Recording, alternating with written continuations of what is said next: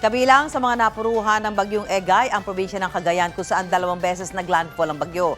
Para sa sitwasyon doon, makakapanayam natin si Cagayan Governor Manuel Mamba. Governor Mamba, magandang umaga po.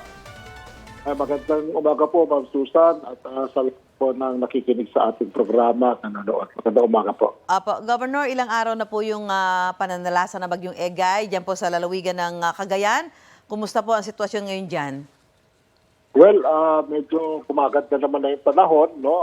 Wala nang kwanta na nag-uulan pa raw sa Calayan, no? As we speak today, ngayon, no?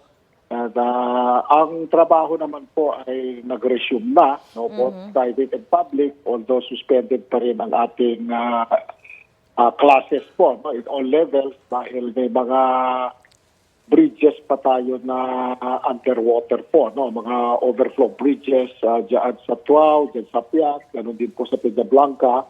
And there are flooded areas pa rin po ng mga barangays. Although, yung mga evacuees natin na 15,000, no? Umabot po kasi ng 15,000 plus yan, ay nag-uuwian na rin po at this point in time. Ang ating elektrisidad po ay almost 100% restored na dito sa mainland. Pero siyempre sa Calayan at sa Cabiguin ay wala pa rin po, no? Diyan sa Cagayan, diyan sa area na yan. And ngayon po ay nagkukunan kami, nagkukumpuni kami ng mga damages, and we have a partial damage of sa crops and livestock, including that of the fishery, is about 400 million po yung partial damage namin.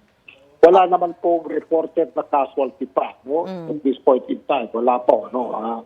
Including that of Calayan, except that of the Cabiguin, dahil wala pa kaming contact doon sa Cabiguin Island po. Ayun lang kami nakapag-contact yun sa Calayan, yung mainland Calayan po, with 7 barangays dyan. According to Mayor Llopis, wala namang casualty na reported pa, although maraming nasirang mga bahay at infrastructure dahil talagang doon po yung pinagtag na gusto ng Typhoon Egay. So, yun po ang report natin at this point in time. Kaninang umaga po, supposed to be, ay pupunta rin dito si Secretary Rex Gatchalian, pero po, no, na-cancel pa yung flight niya because of inclement weather daw. Apo, Governor, as we speak, masasabi niyo na ho ba kung alin ho yung pinakamatinding napuruhan ng bagyong Egay dyan po sa lalawigan ng Cagayan? Well, one is Calayan. Sigurado ko po yun. No? Dahil dumaan po mismo doon. No? And one of the islands of Calayan, yung Balupiri, tinamaan ko. Of course, yung Santa Ana, no? Dahil dyan po lahat dumaan, no? All of our northern towns, no, sa Santa Teresita was also underwater po, no. Bugay, Gonzaga, Santa Ana, Pari, and hanggang sa Abulug po, no, hanggang sa Pamplona at hanggang sa Claveria. Yan po ang mga talagang tinamaan at dinaanan po kasi yan ng bagyo. At kinukumpuni po namin yung mga damages yan, especially sa mga fisher folks po natin.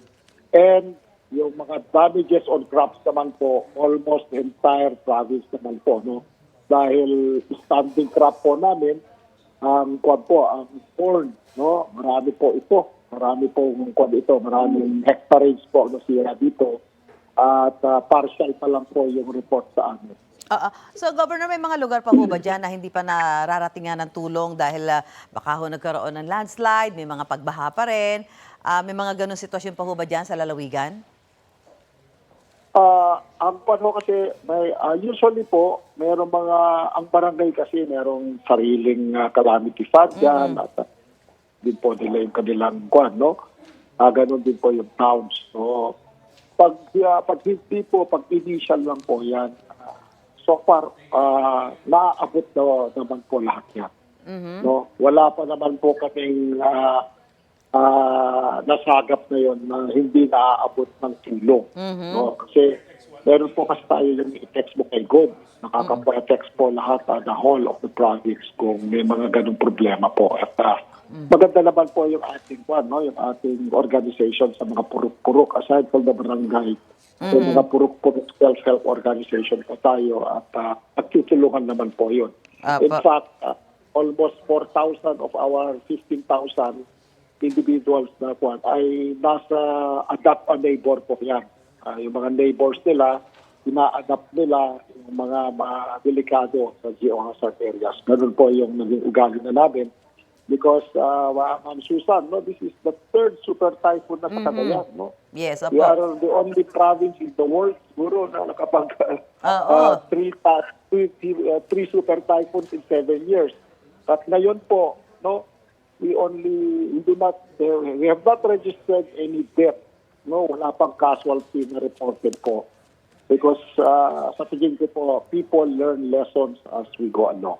Opo, at sige kami po makikipag-ugnayan pa rin po sa inyo para malaman po yung sitwasyon dyan at syempre para malaman din ho natin yung kalagayan ng mga kababayan natin kung ano yung tulong na maaaring kailanganin nila dyan. Maraming salamat po, Cagayan Governor Manuel Mamba, at magandang umaga po sa inyo. God bless po. God bless. Igan, mauna ka sa mga balita. Panoorin ang unang balita sa unang hirit at iba pang award-winning newscast sa youtube.com/GMA News. I-click lang ang subscribe button. At sa mga kapuso abroad, maaari kaming masubaybayan sa GMA Pinoy TV at www.gmanews.tv.